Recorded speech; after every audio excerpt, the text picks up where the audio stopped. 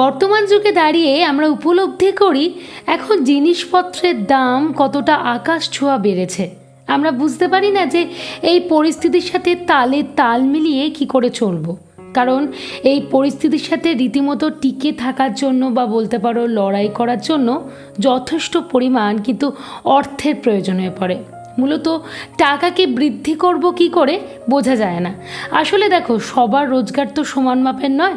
অনেক মানুষ আছে যারা হয়তো একটু স্বাচ্ছন্দ্যপূর্ণভাবে জীবনযাপন করতে পারে, আবার অনেক মানুষ রয়েছে যাদের হয়তো টাকার পরিমাণটা অনেক কম। সেই মূল্যর মধ্যেই তাদেরকে খুব বুদ্ধি করে জীবন ধারণ করতে হয়। এখন বিষয় হচ্ছে আমাদের টাকার পরিমাণটাকে আমরা বৃদ্ধি করব কি করে, যাতে পরিস্থিতির সাথে খানিকটা হলেও সামলে আমরা চলতে পারি। আমি আজকে তোমাদের এমনই কিছু বিষয় নিয়ে আলোচনা করব যে এই পরিস্থিতির সাথে টিকে থাকার জন্য বা এই টাকার পরিমাণকে একটু তুলনামূলকভাবে বৃদ্ধি করার জন্য কিভাবে আমাদের চলতে হবে, কিভাবে চলতে জানতে হবে। না হলে তো সত্যি করেই এই সমাজের মধ্যে বা এই পরিস্থিতির মধ্যে টিকে থাকা বেশ কিন্তু কষ্টসাধ্য ব্যাপার হয়ে দাঁড়াবে। তার মধ্যে প্রথমত বলি, সেটি হলো সবসময় তো আমাদের না অল্প থেকেই সঞ্চয় করার একটা চিন্তা ভাবনা করতে হবে। আমাদের মনের মধ্যে বলতে পারো একটা ধারণা থেকে থাকে কি না, আমরা যখন অনেক টাকা ইনকাম করব তখন নয় টাকাটাকে জমাবো। এখন জমানোর তো কোনো দরকার নেই, এখন অল্প আমাদের যেরকম আয়, অল্প আয়তে আবার জমাবো কোথা থেকে। কিন্তু এইটাই হচ্ছে গিয়ে ভুল ধারণা। একটা বাংলায় কথা আছে জানো তো, সেটা হলো বিন্দু বিন্দু থেকেই কিন্তু সিন্ধু হয়। ধরো তোমার কাছে আয়টা খুবই অল্প, কিন্তু তুমি এখন থেকেই ঠিক করলে যে না, তুমি একটু একটু করে সঞ্চয় করবে। দেখবে একদিন সেই একটু একটু করে সঞ্চয় করাটা কতটা পরিমাণ বেশি হয়ে গেছে। অর্থাৎ কি না, টাকার অঙ্কটা বৃদ্ধি করাই তো আমাদের অন্যতম লক্ষ্য।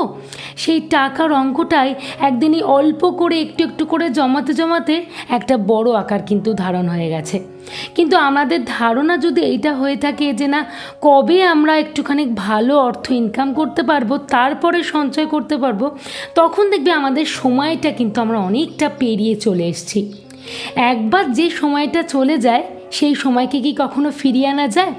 হতেই পারে তখন হয়তো আবার সামনে কোনো সমস্যা এসে গেল, তখন তুমি কিন্তু উল্টে কোনোভাবেই টাকাকে বৃদ্ধি করতে পারলে না। তখন দেখা গেল সেইখানে তোমার টাকাটা কোনো না কোনো কারণে ঢুকে গেল, তাহলে আখেরে ক্ষতি তো তোমারই হয়ে গেল। তাই জন্যই চেষ্টা করো সবসময় অল্প অল্প থেকে, তখন থেকে একটু একটু করে সঞ্চয় করা। তাহলেই কিন্তু টাকার অঙ্কটা একদিন না একদিন গিয়ে ঠিক দেখবে বৃদ্ধি পাচ্ছে। এর জন্য প্রচুর অর্থ ইনকামের কোনো প্রয়োজন হয়ে পড়ে না প্রকৃত অর্থে।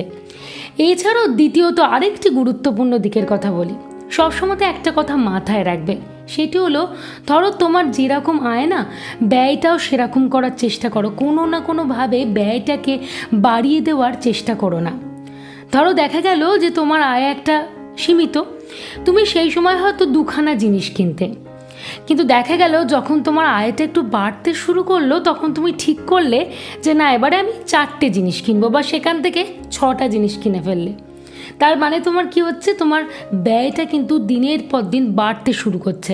বলতে পারো এই ব্যয় জিনিসটা না, বা এই খরচা করার প্রবণতাটা খানিকটা একটা বেশ নেশার মতো হয়ে যায়।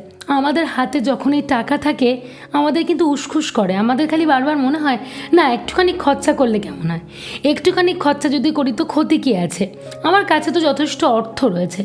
কিন্তু দেখা যায় এক একদিন এই খরচের পরিমাণটা বাড়তে বাড়তে বাড়তে পুরো আকাশ ছোঁয়া হয়ে যায়। অনেক সময় জিনিসটা এতটাই নেশার মতো হয়ে যায়। ধরো তুমি কোনো টাকা সঞ্চয় করে একটা খাতে রেখে দিয়েছো, অনেক ক্ষেত্রে দেখতে পাওয়া যায় যে এই সঞ্চয় থেকেও কিন্তু আমাদের হাত পড়ে যায়। আমাদের বারবার মনে হয় যে না, ওখান থেকে তো খানিকটা টাকা নিই, ওইখানেও তো টাকাটা খানিকটা সঞ্চিত রয়েছে, তাহলে এখন আমার যে জিনিসটা মনে হচ্ছে কেনার কিনেই ফেলি না, ওই টাকা থেকেই নিয়ে কিনে ফেলি। কিন্তু আমরা এটা উপলব্ধি করতে পারি না সেই মুহূর্তে দাঁড়িয়ে যে ওটা তো আমাদের একটা সঞ্চিত টাকা, সেখান থেকে কেন আমরা টাকাটাকে সরিয়ে নেব। উল্টে দেখা যায় আমরা তো কোনো দিন টাকার পরিমাণকে বাড়াতেও পারি না, এমনকি যেইটুকু আমাদের প্রাপ্য বা যেইটুকুকে অনেক কষ্ট করে হয়তো সঞ্চয় করতে পেরেছিলাম, সেই টাকাটাও কিন্তু দিনের পর দিন একটু একটু করে বেরিয়ে যায়। তাই জন্য এই ধারণাটা আমাদের পুরোপুরি পাল্টাতে হবে। অর্থাৎ কিনা আমাদের প্রত্যেকটা মুহূর্তে এইটা মাথায় রাখতে হবে, আমাদের যেমন আয় আমাদের তেমনই ব্যয় করতে হবে। আয় প্রচুর, ব্যয় করতে শুরু করে দিলাম প্রচুর, এই জিনিসটা করা একেবারেই ঠিক হবে না। এতে কিন্তু টাকা কোনোদিনও আমরা চাইলেও বাড়াতে পারবো না, চেষ্টা করলেও কিন্তু কোনোদিন বাড়াতে পারবো না। হয়তো যেই তিমিরে ছিলাম সেই তিমিরেই পড়ে থাকবো, কিন্তু বাড়ানোর পরিমাণটা আমাদের পক্ষে একটা দুষ্প্রাপ্য ব্যাপার হয়ে যাবে। এছাড়াও তৃতীয়ত বলি, সব সময়তে আমাদের একটা নীতির কথা মাথায় রেখে চলতে হবে। সেটি হলো 50, 30 এবং 20 এই নীতিকে অনুসরণ করে চলতে হবে। তোমাদের মনে প্রশ্ন জাগতে পারে, আমি হঠাৎ করেই 50, 30, 20 এরকম একটা নীতির কথা কেন বললাম? অবশ্যই নিরিখে একটা যথার্থ কারণ রয়েছে। সেটি হলো, আমাদেরকে মাথায় রাখতে হবে 50% অর্থ আমাদের ইনকামে সেটাকে কিন্তু সঞ্চয় করতেই হবে। মানে মাসের শুরুতে এই জিনিসটা আমাদের মাথায় ঢুকিয়ে নিতে হবে। এবং 30% যে অর্থটা, সেটা আমাদের রোজগারের যে সমস্ত সাংসারিক খরচা বলতে পারো, ডাক্তার বৌদ্ধির যে কোনো বিষয়, সেই জিনিসের জন্য রাখতে হবে। এবং 20% খরচাটা আমাদেরকে রাখতে হবে বিনোদনের জন্য। যদি এই নীতিটাকে আমরা অনুসরণ করে চলতে পারি, আমরা নিশ্চয়ই আমাদের টাকার পরিমাণটাকে কিন্তু দিনের পর দিন একটু একটু করে বাড়াতে পারবো। এখন বিষয়ে হঠাৎ করে তোমার কোনো কারণে খানিকটা টাকার প্রয়োজন হয়ে পড়লো, তখন তোমার মনে হতে পারে যে সেই টাকাটা আমি খরচা করব কোথা থেকে। তারও অবশ্যই উপায় রয়েছে। ওই যে 20% অর্থ বিনোদনের জন্য আমরা ভাবনা চিন্তা করে রেখেছি, দেখো প্রত্যেক মাসেই তো বিনোদন লাগছে না, বা প্রত্যেক দিন তো আমাদের বিনোদনটা লাগছে না, ওটা একটা নির্দিষ্ট সময়ের জন্য।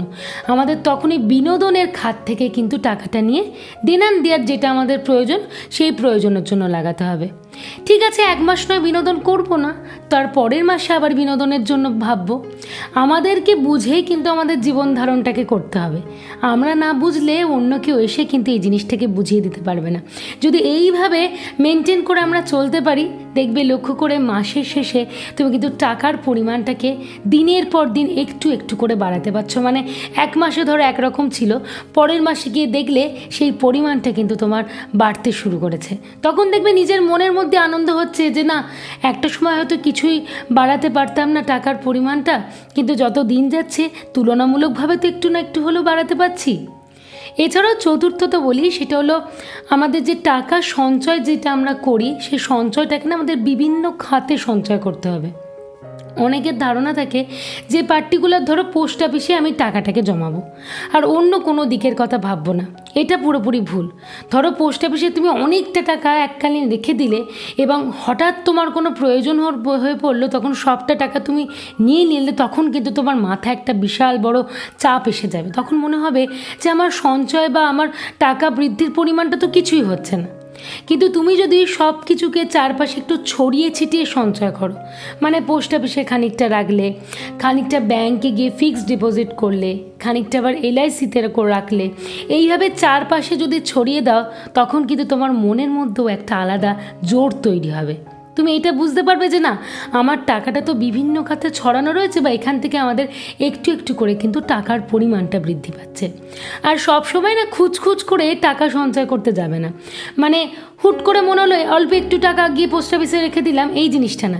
মোটা অঙ্কের টাকা খানিকটা নিয়ে সঞ্চয় করলে দেখবে তুমি কিন্তু একটা মোটা অঙ্কের সুদও পাবে। এটা কিন্তু তোমার জন্য ভালো। আস্তে আস্তে কিন্তু তোমার টাকার পরিমাণটা দিনের পর দিন বাড়তে শুরু করবে। আমি যে বিষয়গুলো নিয়ে আলোচনা করলাম, একটু মাথা খাটিয়ে চিন্তা করে দেখো যে বিষয়গুলো সত্যি কতটা গুরুত্বপূর্ণ।